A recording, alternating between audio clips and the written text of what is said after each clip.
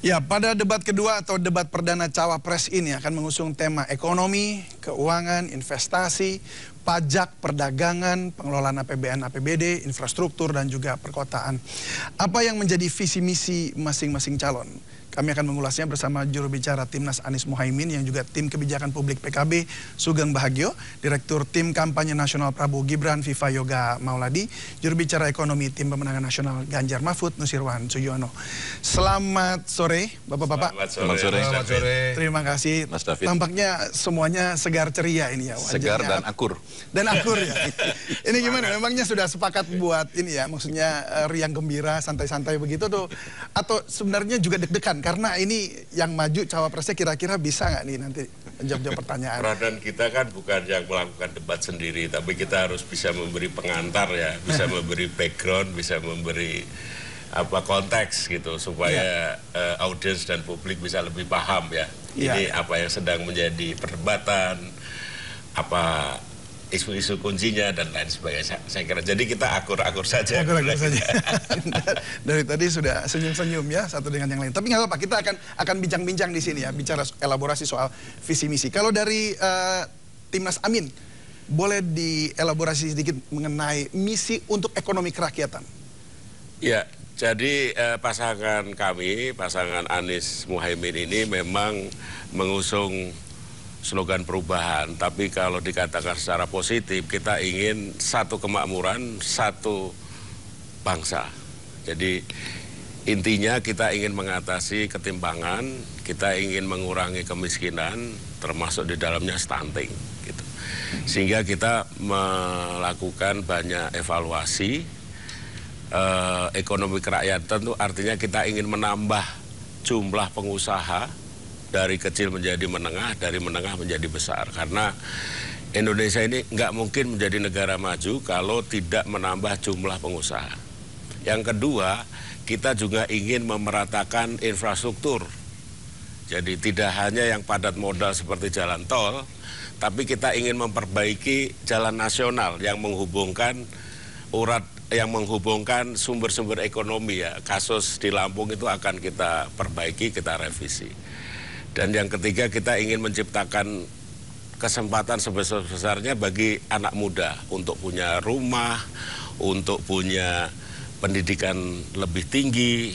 Jadi sekarang saya kira investasi yang ada sekarang terlalu padat modal. Kita kurang memberi peluang kepada investasi yang bisa membuka lapangan kerja bagi yang rata-rata angkatan kerja kita masih SMP.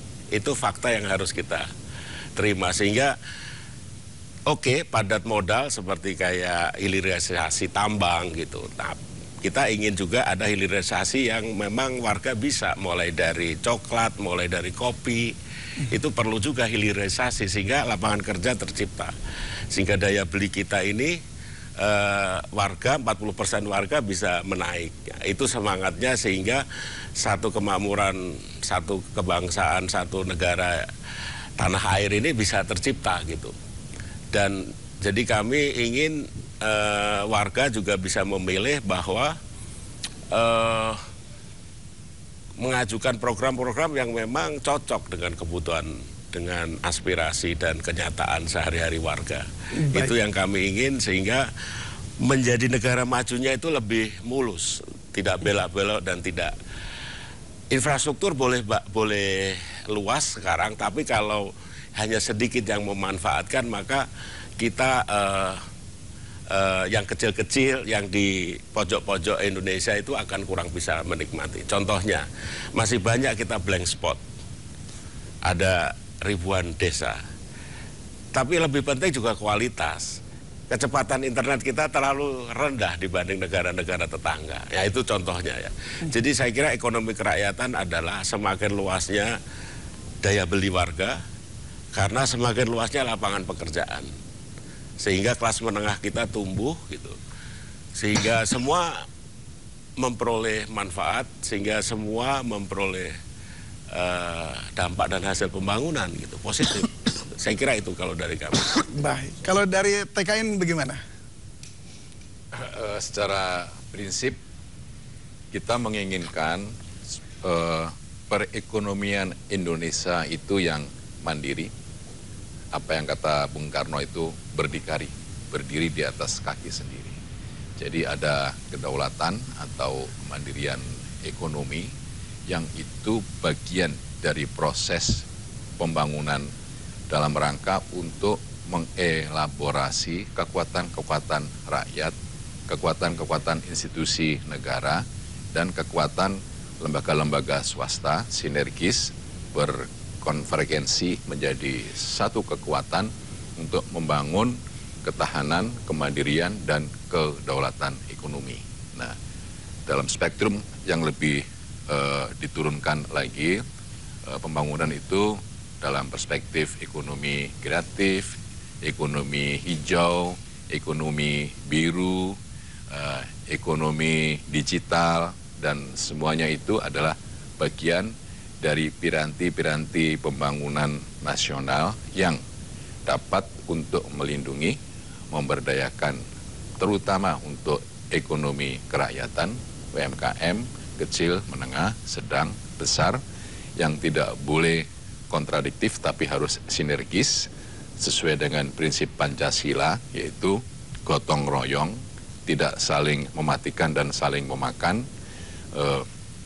Kemudian dilanjutkan dengan adanya arah kebijakan dari negara untuk mensupport seluruh kekuatan-kekuatan ekonomi rakyat dalam rangka apa?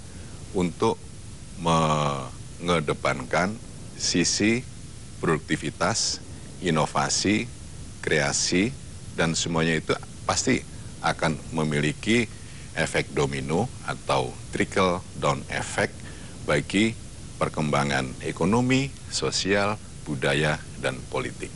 Kalau kemudian dari tingkat kesejahteraan, kemakmuran, pendidikan politik yang cukup, kemudian tingkat ekonomi yang cukup relatif baik, maka proses untuk peningkatan kualitas demokrasi itu akan semakin eskalatif karena demokrasi tanpa pembangunan ekonomi juga akan menjadi masalah.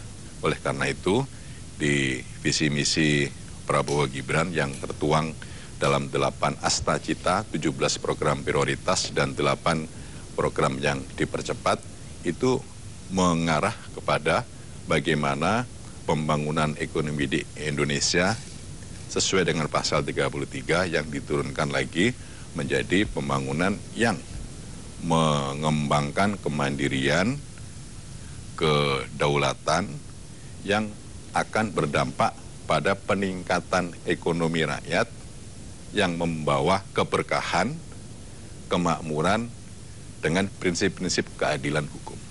Kira-kira pengantarnya seperti itu, nanti akan dijabarkan lebih lanjut oleh calon wakil presiden saya. Oh, siap. Yang pasti akan lebih pendek dari yang itu kali tadi soalnya yang justru penjabarannya di sini karena ini penting sekali. Baik, lalu sekarang untuk paslon TPN Ganjar Mahfud untuk nanti Pak Mahfud ya. Untuk ekonomi kerakyatannya Pak, silakan. Jadi kalau penyampaian soal visi misi ini hari ini adalah bicara soal ekonomi kerakyatan, maka sebetulnya ini adalah kesempatan calon pimpinan nasional kelak itu menyampaikan kepada rakyat.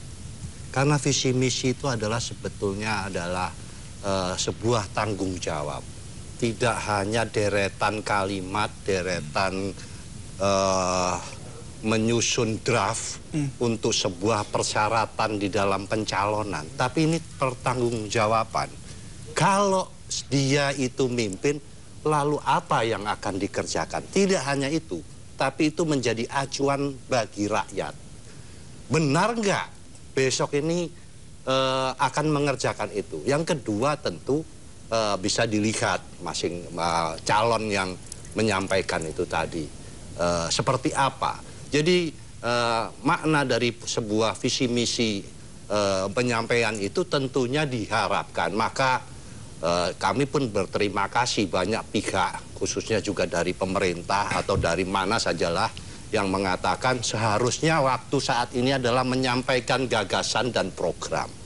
Ya kalau Pak Ganjar sama Pak Mahfud itu sudah lelah berkeliling kemana-mana saja untuk menyampaikan dan permintaan gagasan dan program itu mau di perguruan tinggi, kelompok-kelompok masyarakat manapun itu diupayakan untuk dihadiri dan disampaikan. Karena ini sebuah pertanggungjawaban. Pilihan itu kan ada tanggung jawabnya. Kenapa saya memilih itu? Karena dia menyampaikan hal-hal ini, dan sebagainya. Lalu kalau nanti misalnya tidak terjadi atau katakanlah terjadi deviasi yang begitu besar antara pada waktu maju menyampaikan kok tidak terbukti. Membuat kalimat itu kan gampang. Menyampaikan itu akan begini, akan begitu tidak sulit, mudah. Tinggal kita kumpulkan para ahli, nanti menyusun kalimat untuk visi misi, itu bisa dia sampaikan. Tapi yang paling penting adalah tanggung jawab moral kita di dalam mempertanggungjawabkan visi misi tersebut. Nah, maka kembali kepada persoalan ekonomi. Ini salah satu yang ingin kami sampaikan. Pasangan Pak Ganjar dan Prof. Mahfud ini, saya ambil satu titik saja untuk memprioritaskan atau katakanlah fokus kepada lapangan kerja. Targetnya adalah 17 juta lapangan kerja. Kenapa? Karena ini adalah jawaban dari sebuah kemajuan atau kesejahteraan rakyat. Itu terwujud dari orang yang melakukan kegiatan kerja. Bukan dengan menggunakan katakanlah bantuan-bantuan yang sifatnya stimulus. Yang paling utama adalah sebetulnya adalah menciptakan lapangan kerja. Dan ini targetnya adalah 17 juta. Lalu bagaimana supaya 17 juta itu bisa tercapai target tersebut? Oke. Maka mohon maaf Pak, kita tahan dulu sebentar karena Ketua TPN akan mau menyampaikan sesuatu. Pak Arsyad Rashid, kita langsung ke melihat pernyataan konferensi pers Pak Arsyad Rashid. Di baju pink ini Pak. Ini adalah hari ini kan hari Ibu, ya kan, yang dimana adalah suatu warna yang saya rasa ini menjadi kesukaan daripada ibu semuanya. Di sebagian dari merayakan hari Ibu, dan inilah walaupun bagaimana kita harus mengingat kalau dikatakan surga itu dari kaki ibu. Nah, ini adalah bagian daripada kita mengatakan ibu, kami sayang dengan ibu dan kami cinta dengan ibu. Dan inilah bagian daripada kasih sayang yang kami, Mas Ganjar dan Prof. Mahfud memberikan kepada semua ibu-ibu, mama, dan juga remembering bagaimana namanya seorang wanita atau seorang perempuan itu adalah menjadi bagian daripada bangsa ini. Pak Arsyad, ini kan kita juga akan membahas tema-tema yang lebih banyak hype-nya itu ke ekonomi kerakyatan dan kemudian ekonomi digital. Kira-kira apa yang akan disampaikan Prof. Mahfud pada hari ini, Pak? Kalau yang mau disampaikan mesti nunggu, nanti biar Pak Mahfud yang akan mengatakan ya. Tapi intinya adalah bagaimana yang namanya ekonomi kreatif dan ekonomi lain ini bagian daripada dorongan visi misi yang ada dalam Mas Ganjar dan Prof. Mahfud. Dan ini adalah bagian penting karena inti kembali lagi yang harus kita pikirkan adalah lapangan pekerjaan untuk generasi muda dan juga bagaimana memastikan bahwa biaya kehidupan itu bisa dijaga. Oke, dan yang jelas-jelasnya lagi balik lagi kepastian hukum harus ada. Jadi kalau kita lihat tadi pendukungnya rame banget gitu ya, bawa-bawa atribut dan juga kasih yel-yel gitu. Bawa berapa banyak nih Pak? Yang penting adalah begini, semua ini ingin menyuarakan, ingin mendukung bagaimana supaya Prof. Mahfud pada hari ini proses debatnya dan juga ingin melihat Mas Ganjar ini memberikan suatu energi pada semuanya. Di sini ada Pak Luki juga nih, di sini sebagai Deputi Kinetik Teritorialnya yang selalu ada di lapangan. Intinya adalah ingin menyuarakan suara rakyat. Akhir-akhir lagi memastikan bahwa Indonesia lebih baik. Karena itu yang kita inginkan, satset Indonesia lebih baik. Terima kasih Mas Arsyad. Good luck buat hari malam, thank you. Nah, ya itu tadi ya, silakan. Hasil wawancara singkat kita. Ya baik, pemirsa, kita lanjutkan lagi dialog tadi. Nah, tampaknya memang sepakat ya sudah. Ya, seperti tadi baru berapa detik berselang antara ucapan saya dengan Pak Arsyad sebagai ketua tim pemenangan. Saya mengatakan tadi berkaitan dengan target untuk menciptakan lapangan kerja 17 juta. Oke, kalau gitu sekarang kita bicara soal, ini kan tadi sudah sampaikan elaborasi beberapa visi misi ekonomi kerakyatan, tapi kita akan bicara realisasi ya. Jadi apakah ini realistis atau tidak begitu. Nah, untuk dari TPN Ganjar Mahfud sendiri tadi bicara soal menciptakan 17 juta lapangan kerja. Itu seperti apa strategi menciptakannya begitu? Karena memang menurut penelitian juga dari MNC Capital pun itu dikatakan akan ada 21 jenis pekerjaan yang akan hilang karena masuk masa digital, era digital 5.0, kemudian akan ada penciptaan lagi 22 lapangan kerja dari situ, tapi kebanyakan memang di jasa. Nah sekarang seperti apa konteksnya yang kemudian tadi disampaikan? Tentu pada akhirnya regulator akan memiliki kebijakan-kebijakan ya. Sebuah kebijakan atau katakanlah visi itu tidak akan berdiri sendiri. Jadi kalau berkaitan dengan penciptaan lapangan kerja, itu beberapa persyaratan itu secara terintegrasi. Saya katakan secara terintegrasi, nggak bisa sendiri-sendiri. Itu harus secara bersama-sama mengarah untuk terjadinya 17 juta lapangan kerja. Nah apa itu saja? Termasuk satu, bahwa katakanlah untuk industri.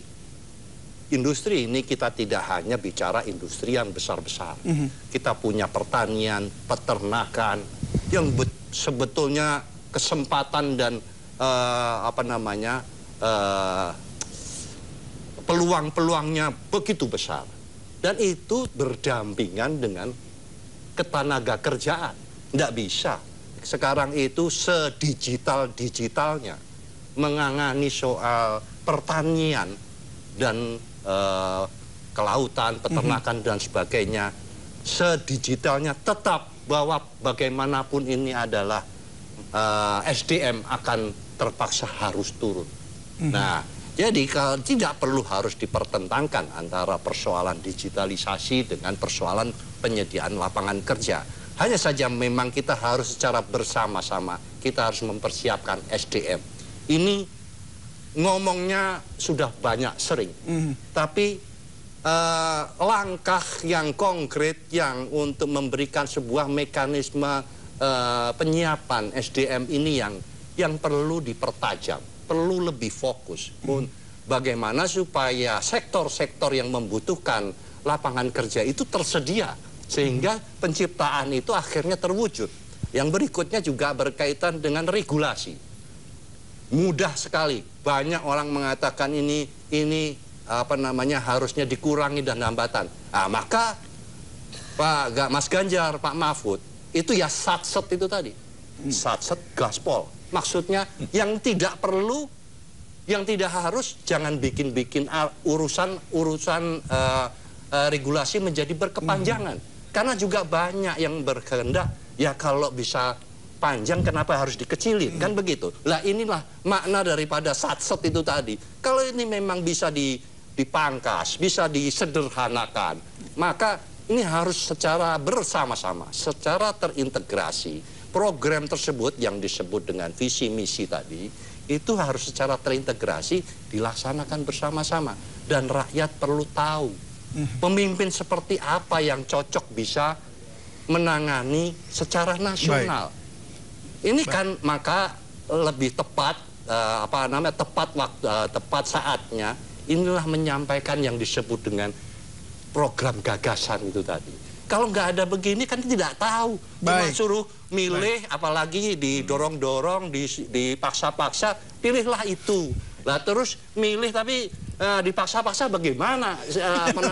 Kita gelap gulita. Nah, maka kalau jalan ke daerah, enggak, saya tidak mengatakan, tapi artinya perlu tampil di forum, perlu tampil di daerah-daerah komunitas, macam-macam, mana mau baik yang saya sudah bersama-sama Mas Ganjar di petani. Nggak cuma hanya yang di kelas elit seperti debat ini kan, jauh sekali. Nah, jadi itu harus kita hadirkan supaya si rakyat itu ngerti siapa pemimpin yang layak untuk saya pilih. Nah, tapi kalau nggak pernah kelihatan, itu kasihan, mereka hanya mengira-ngira saja milih begitu. Apalagi disuruh sama Pak Erik, sama Anda untuk bagaimana caranya supaya ini saja begitu ya. Tanpa masuk di hutan belantara gelap gulita. bisa ngerjain, Pak enggak, kita juga kasihan. Iya, Ini. Saya Baik, sepakat Pak dengan itu. Ya, Pak Sugeng. Nah, ini sepakatnya dengan itu dan juga nanti saya juga ingin tahu untuk realisasinya yang infrastruktur. Tapi kita akan jeda dulu sejenak, Pak Sugeng. Habis ini giliran Anda. Pemirsa, kita akan kembali usai jeda berikut ini.